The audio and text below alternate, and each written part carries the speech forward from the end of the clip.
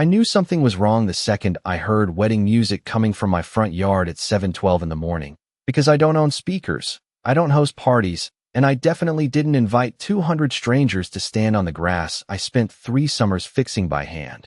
But there it was, violins drifting through the humid Texas air, mixed with the sharp scent of fresh-cut roses and rental perfume. And when I opened my front door, the sound hit me full force, loud, polished, rehearsed, like my life had been turned into someone else's event without my permission. And that's when I saw her, standing on my front steps in a white dress, holding a bouquet like she belonged there, like my house was just another backdrop she'd booked online. And for a second, I didn't move. I just stood there barefoot on my own hardwood floor, feeling that slow, metallic taste of disbelief creep up the back of my throat as folding chairs scraped across my driveway, and a catering truck hissed as it idled by my mailbox, and nobody stopped, nobody asked, nobody even looked at me like I mattered, because to them, this wasn't my home anymore. It was a venue, a location, a line item on some HOA-approved spreadsheet, and that's when I realized this wasn't a mistake. This was scheduled, planned, approved by someone who thought they had the authority to do it. And I could already picture exactly who that someone was: Melissa Grant, HOA president, queen of polite emails and passive-aggressive notices. The kind of woman who smiles while telling you what you're allowed to do with your own property. And as I stepped out onto my porch, the gravel crunched under my feet in a way that felt different, heavier, like every step carried 10 years of work, every overtime shift, every paycheck I poured into this place just to call something mine. And now there were strangers setting up champagne glasses on my patio table, adjusting decorations on the railing I built myself, laughing like this was normal, like this was theirs, and one of them even brushed past me carrying a stack of plates without so much as a glance. And that's when I heard Melissa's voice cut through the noise, sweet and sharp at the same time, explaining to someone how this was a beautiful community-approved wedding space. And I actually felt my jaw tighten, not from anger yet, but from something colder, something quieter, because I knew right then this wasn't going to be a shouting match. It wasn't going to be some dramatic scene where I kicked people out and made a mess. No, this was something else, something cleaner, something that would take time, patience, and the kind of precision you only learn after being pushed too far. So I stood there, watching them transform my house into their celebration, breathing in the mix of perfume, cut grass, and fresh paint. And I didn't say a word, because what they didn't know, what Melissa didn't know, was that this entire wedding had just been scheduled on the worst possible property they could have chosen, and I already had a contract that was about to make every single one of them regret it. I bought this house 10 years ago when it was nothing more than cracked siding, warped floorboards, and a roof that leaked every time it rained more than half an inch. And I remember the first night I slept here, lying on a mattress on the floor with the smell of old wood and dust thick in the air, listening to the hum of a cheap box fan because the air conditioning had not worked since 1998. And I told myself that one day this place would be mine in a way no one could touch. Not the bank, not the city, not some committee with matching polos and clipboards. And for a while, that promise held true. I rebuilt the porch with my own hands, measured every beam twice, sanded every railing until the grain felt smooth under my fingertips. I poured concrete for the driveway extension in 90-degree heat, sweat stinging my eyes while the mixer roared like a small engine beside me. And every improvement was documented, permitted, signed, because I do things the right way, always have, always will. And that is probably why Melissa Grant decided I was the perfect target. Because people like her do not go after chaos. They go after order. They assume discipline means compliance. They mistake patience for weakness. And I first noticed her 2 years ago when a letter showed up in my mailbox. Crisp, white envelope. Her name printed neatly in the corner like it carried authority, informing me that my mailbox color was not community standard approved. And I remember standing there in the late afternoon sun, the metal warm under my hand, reading that line twice just to make sure I was not misunderstanding it, because the mailbox had been there longer than most of the houses on this street. And yet somehow she believed she could redefine it with a sentence. And that was the beginning. Small things at first. Reminders about lawn height measured down to the quarter-inch, suggestions about exterior paint tones, notices that sounded friendly but felt like pressure, like someone slowly tightening a vise you did not even realize was there. And every time I responded calmly, professionally, attaching city codes, referencing property boundaries, making it clear without raising my voice that I knew exactly where my rights began and ended, and she never liked that. You could see it in the way her smile held just a little too long during meetings, in the way her voice sharpened. When she said my name, like she was testing how far she could push before I pushed back, and now, standing in my own front yard watching strangers sip drinks under a canopy that had been anchored into soil I paid for, I could feel all of those moments lining up in my head like pieces of a puzzle finally snapping into place. Because this was not about a wedding. This was about control, about someone deciding that my home could be repurposed because it fit their vision. And as the music swelled, and someone tested a microphone that crackled through cheap speakers, I slipped my phone out of my pocket and checked the time, 7:26 in the morning, right on schedule, and I could already hear it in the distance if I listened closely enough. That low mechanical rumble that most people would ignore, but to me it sounded like confirmation, like paperwork coming to life, like a plan that had been sitting quietly in the background finally starting to move. Melissa did not see me at first, which was interesting because she had always made a point of noticing everything, every blade of grass, every inch of paint, every minor detail she could turn into a rule, but now she was too busy playing host, standing near the archway they had set up in my yard, hands clasped like. She owned the moment, her voice carrying over the music as she gave instructions to a man adjusting white folding chairs that scratched against my driveway with that dry, grating sound I knew too well.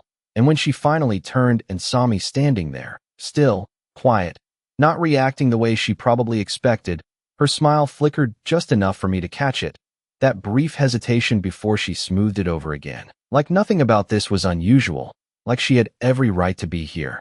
And she walked toward me with that same measured confidence she used in every HOA meeting, heels clicking softly against concrete, perfume cutting through the smell of cut flowers and morning heat, and she said my name like we were neighbors having a casual conversation, like this was all perfectly reasonable, explaining that the community had approved a private event and that my property had been selected due to its aesthetic value. And I remember the exact phrasing because it was so carefully chosen, words designed to sound official without actually meaning anything enforceable. And I let her finish. I let her talk about community engagement and shared spaces and how this would be a beautiful experience for everyone involved. And I did not interrupt once, because interrupting would have given her something to push against.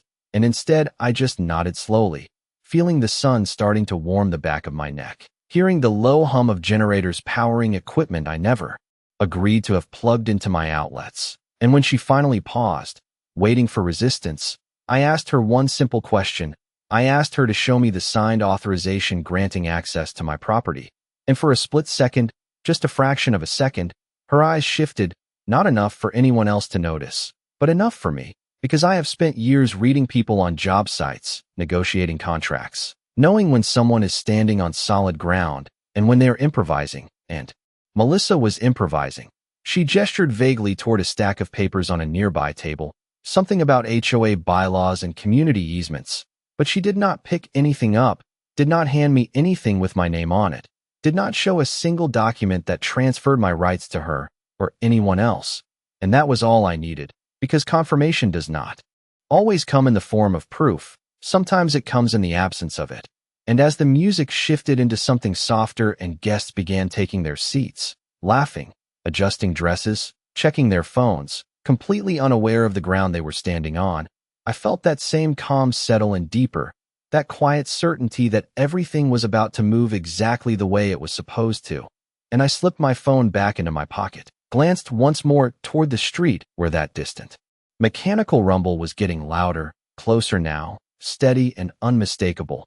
And I realized something that made me almost smile, not because it was funny, but because it was precise, because it was timed, because while Melissa had been planning a wedding, I had already scheduled something else entirely, something she had never even considered checking.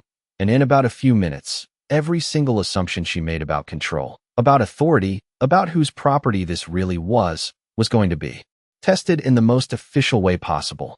The first truck turned the corner at exactly 7:32, slow and deliberate, its diesel engine cutting through the wedding music like a second rhythm that did not belong. And I watched as a few guests near the curb glanced over their shoulders, confused but not concerned, because to them it was just another vehicle passing by, just another background noise in a morning already filled with sound.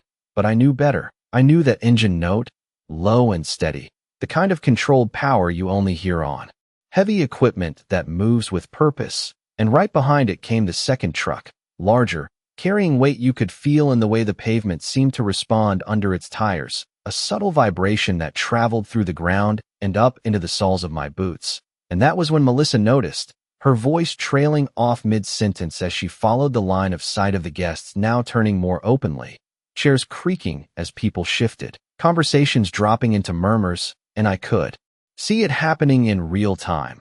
That shift from celebration to uncertainty, like a perfectly staged scene starting to lose its script, and the smell changed too, the clean floral air giving way to the faint, sharp scent of diesel exhaust as the trucks rolled to a stop along the edge of my property, engines idling, steady and patient. And for a moment, nobody moved, nobody spoke, because there is something about large machinery that commands attention without saying a word. And then the doors opened, one by one. Men stepping down in work boots and reflective vests, carrying clipboards, scanning the area with the kind of practiced focus that comes from doing the same job 100 times before, and one of them, a guy I recognized immediately, lifted his head and nodded in my direction like we had already agreed on everything that was about to happen, because we had, 2 weeks ago, signed, stamped, and filed, every page clean, every line clear, no ambiguity, no room for interpretation. And Melissa started walking toward them, faster now, heels clicking harder against the concrete, her voice rising just enough to cut through the growing silence as she demanded to know what they were doing, who authorized this, why they were here. And I stayed exactly where I was, hands relaxed at my sides, watching as the foreman reached into his folder and pulled out a document, holding it steady as he explained in a calm, even tone that this address was scheduled for contracted work, that permits had been approved by the city, that all procedures were in compliance with local codes. And I could see Melissa's expression tightening as she tried to process it, try to find the angle where she could push back, where she could assert control. But this was not a conversation she could dominate with tone or confidence. This was paperwork. This was ink on paper backed by offices and signatures that did not care about HOA meetings or community opinions. And the guests were standing now, some stepping away from their chairs, others pulling out their phones, the music still playing in the background like it had not realized the moment had changed. And I took a slow breath, feeling the weight of everything settle into place. Every detail aligning exactly the way I had planned it, because while they were setting up decorations and pouring drinks, I had already set something else in motion, something that did not need permission from anyone standing in my yard. And as the foreman turned slightly toward me, waiting for confirmation, I gave a small nod, just enough, and that was all it took for the next phase to begin. The moment that nod left my head, everything shifted from uncertainty to procedure, and you could feel it in the air, like a line had been drawn that nobody else could see yet, but everyone was about to cross. Because the foreman did not hesitate. He turned back to his crew and gave a simple hand signal, nothing dramatic, just a small motion that carried weight. And suddenly the quiet hum of engines turned into movement, doors closing, boots stepping with purpose, clipboards flipping open as they began walking the perimeter of my property like they owned the next hour of time. And in a way, they did, because time is what contracts really control, not emotion, not opinions, just time, scheduled, approved, and executed. And Melissa stepped directly into their path, her voice sharper now, no longer polite, asking for names, demanding explanations, insisting this was private property, her property in the way she said it, like repeating it would make it true. And the foreman listened without interrupting, the same way I had listened to her earlier, calm, steady, letting her words run out until all that was left was silence and expectation. And then he handed her the document, a clean copy, stamped and dated, the kind of paper that carries more authority than any raised voice ever could. And I watched her eyes move across it, fast at first, then slower, stopping at the lines that mattered. The legal description of the property, my name printed clearly, the scope of work outlined in plain language, preparation for structural modification, removal of designated exterior elements, all compliant, all permitted, all scheduled for this exact morning. And I could almost see the moment it clicked, The second where she realized this was not something she could delay with a phone call or a meeting or a complaint, because this had already been approved by people who did not attend HOA gatherings, people who dealt in codes and inspections and timelines, and around us, the wedding had stalled in that awkward space between denial and understanding. Guests standing halfway out of their chairs, the officiant holding a binder he no longer knew what to do with, the soft music still playing through speakers that suddenly sounded out of place, like a soundtrack for the wrong scene. And one of the crew members walked past carrying bright orange markers, placing them carefully along the edge of my driveway, each one deliberate, each one marking a boundary that had nothing to do with decorations or seating charts. And I took a slow step forward, just one, enough for Melissa to look at me again. Really look this time, not as a neighbor, not as a problem to manage, but as the person whose name was on that paper. And when she spoke, her voice had changed, the confidence thinner now, asking me what this was, why I had done this, like the answer was not already written in everything around her. And I did not raise my voice. I did not match her urgency. I just spoke clearly, the way you do when you know you do not need to convince anyone, explaining that I had scheduled work on my property, that all permits were filed, that all procedures would be followed, and that anyone currently on site without authorization would need to clear the area for safety compliance. And that word, safety, carried its own weight, because suddenly this was not about preference or disagreement. It was about regulation, about liability, about things no one wanted to be responsible for.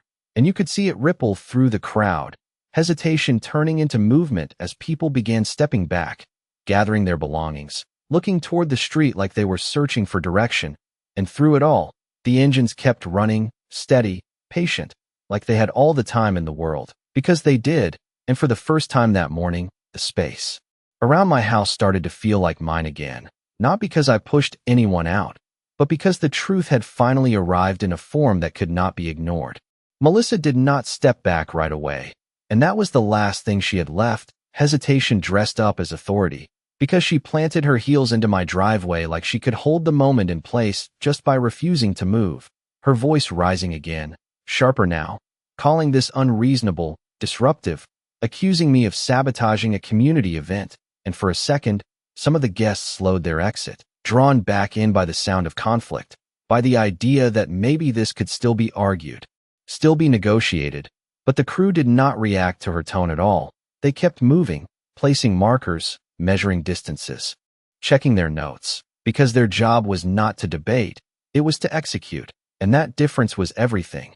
And I could see it finally registering in her posture, the way her shoulders tightened, the way her eyes kept flicking back to the paperwork in her hand like she was searching for a loophole that was not there.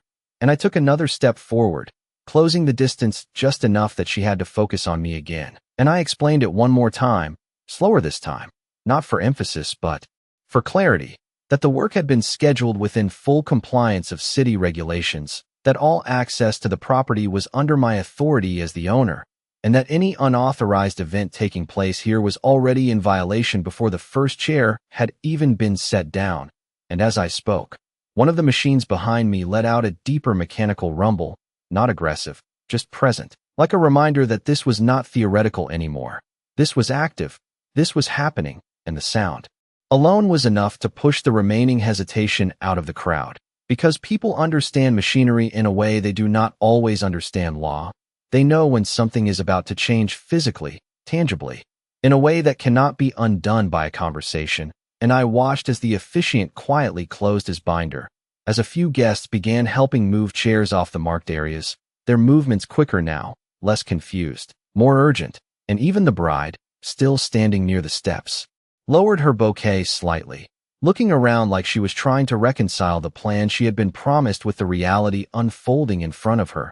And Melissa turned back to me one more time, her voice dropping into something closer to controlled frustration, asking if there was any way to delay, to reschedule, to find some compromise. And that was the moment everything settled completely. Because compromise requires mutual ground, and there was none left, not after what she had already done, not after deciding my property could be used without my consent. And I shook my head once, calm, steady, not out of spite, not out of anger, but because the process was already in motion, because the timeline had been set long before this morning, and I told her that everything had been filed weeks in advance, that the city inspectors would be arriving shortly to verify compliance, that any delay would require a new permit cycle, and that was not happening today.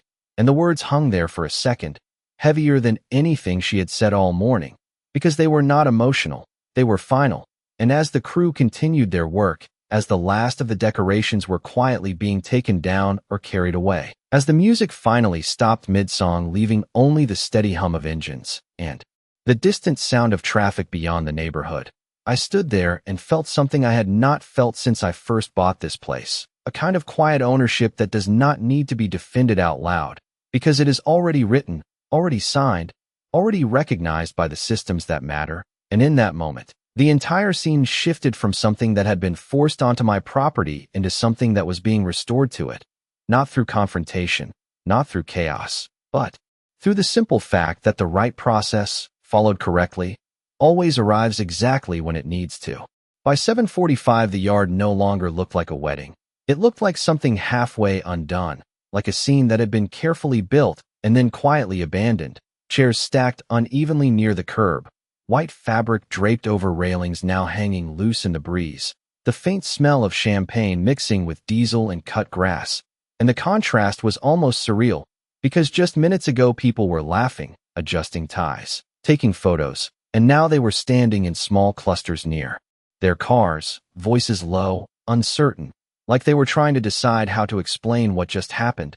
And through it all, the crew kept working with that same steady rhythm, measuring, marking, confirming, one of them tapping notes into a tablet while another checked the perimeter again, making sure every line matched the plan exactly, because plans matter more than appearances in this kind of work. And I walked slowly down the driveway, feeling the texture of the concrete under my boots, each step grounding, familiar, mine, and I could hear the soft crunch of gravel as a few more guests finally turned and left, engines starting, doors closing, the sound of tires rolling away replacing the music that had filled the space earlier. And Melissa was still there, but she had moved back now, standing near the edge of the property like someone who had been pushed out without anyone actually touching her, her arms crossed tightly, eyes locked on the crew like she was still trying to find a way to stop something that had already passed the point of stopping. And I could tell she was replaying it in her head, every decision, every assumption, every moment where she believed she had authority she did not actually have. And that is the thing about control, it only works when everyone agrees to it. And the second it meets something real, something documented, something enforceable, it falls apart fast. And one of the crew members walked up to me, holding a clipboard, asking for final confirmation before they proceeded to the next phase. His voice neutral, professional, like this was just another job on a long list of jobs, and I signed where he pointed, pen moving smoothly across paper that had already been reviewed, approved, and filed days ago. And as I handed it back, I glanced once more toward the house, toward the porch I rebuilt, the railing I sanded, the door I painted myself on a humid afternoon with sweat running down my back. And for a second, I remembered exactly why I went through all of that, not just to have a place to live, but to have something that was mine in a way that could not be rewritten by someone else's agenda. And behind me, the engines shifted slightly, a deeper idle, a signal that the next step was about to begin, and I could feel the attention of everyone still nearby tighten again. That quiet anticipation that comes right before something changes, not chaotic, not loud, just inevitable. And Melissa finally spoke again, but this time her voice did not carry the same weight. It did not cut through the air the way it had earlier. It stayed close to her, contained, asking one last time if I understood what I was doing. And I looked at her, steady, not angry, not rushed, and I told her that I understood it better than anyone standing here, because I had planned it, filed it, scheduled it, and now I was simply letting it happen. And as the crew began to reposition, as the markers on the ground became lines no one crossed anymore, as the last traces of the event were cleared away piece by piece, the space settled into something quiet again, not empty, but correct, like everything had finally been put back where it belonged.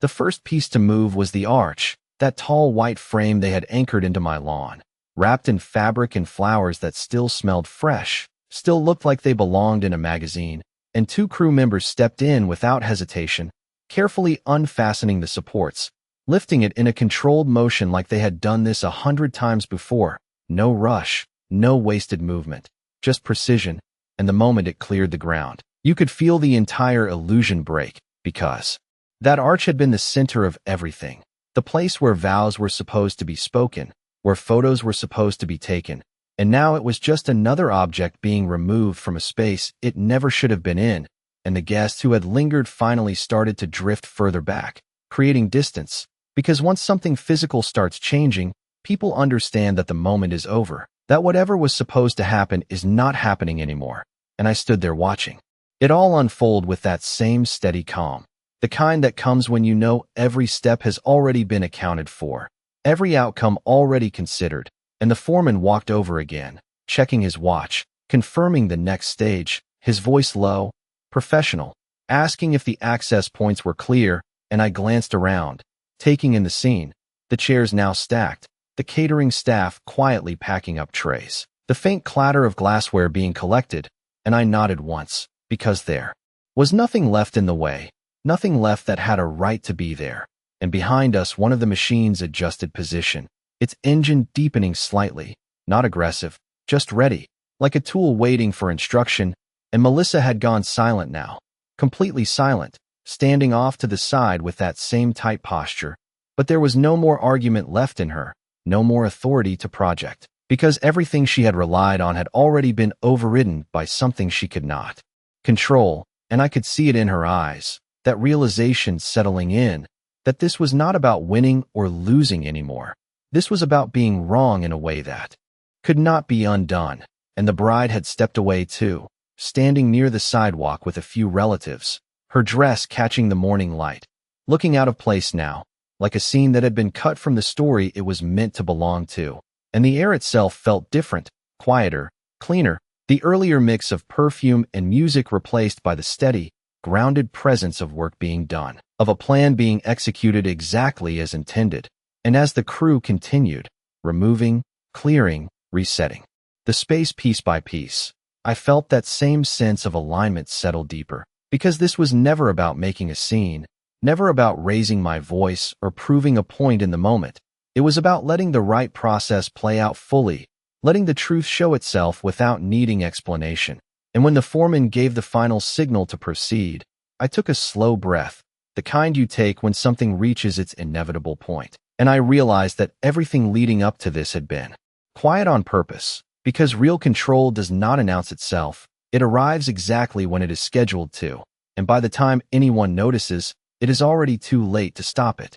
By the time the engines finally powered down, the yard was quiet again, not the kind of quiet that feels empty, but the kind that feels settled, like everything had returned to its proper place without needing to force it, and the last of the crew walked the perimeter one more time, checking markers, confirming clearances, making sure every requirement had been met exactly as outlined. And when the foreman approached me for the final sign-off, his clipboard held the same pages we had reviewed weeks ago, now filled with timestamps, initials, confirmations that everything had been executed by the book, and I signed where he pointed, the pen moving steady across the paper, because this was never about improvisation.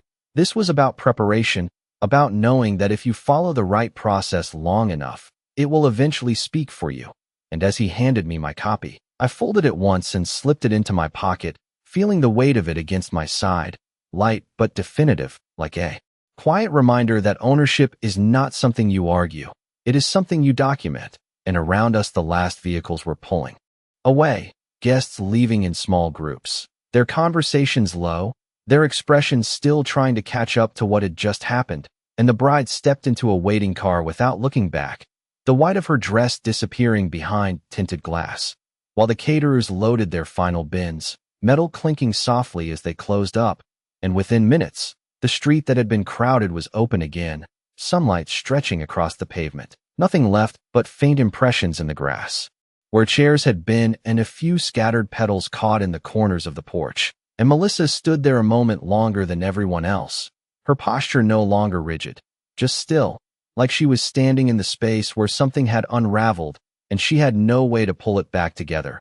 And when she finally looked at me, there was no authority left in it, No attempt to control the situation, just a quiet understanding of what had happened and why, and I met her gaze without saying anything at first, because some things do not need to be explained once they have already been proven, and when I did speak, it was simple, calm, the same tone I had used from the beginning, telling her that my property was not a shared space, not a community asset, not something that could be reassigned because it looked convenient, and that every decision has a boundary, and once you cross it without permission, you do not get to decide how it gets corrected, and she did not respond, not with words, just a small nod that felt more like acknowledgement than agreement. And then she turned and walked back toward the street, heels softer now against the concrete, until she was gone too, leaving nothing behind but the morning air and the quiet structure of a house that had not changed, had not moved, had simply been reclaimed in the only way that ever lasts. And I stood there for a moment longer, listening to the distant sound of traffic, feeling the warmth of the sun settle across the porch I built, and I realized something that stayed with me long after the last truck disappeared around the corner, that justice does not need to be loud to be effective, it just needs to be right, and when it is, it shows up exactly on time, signed, scheduled, and impossible to ignore.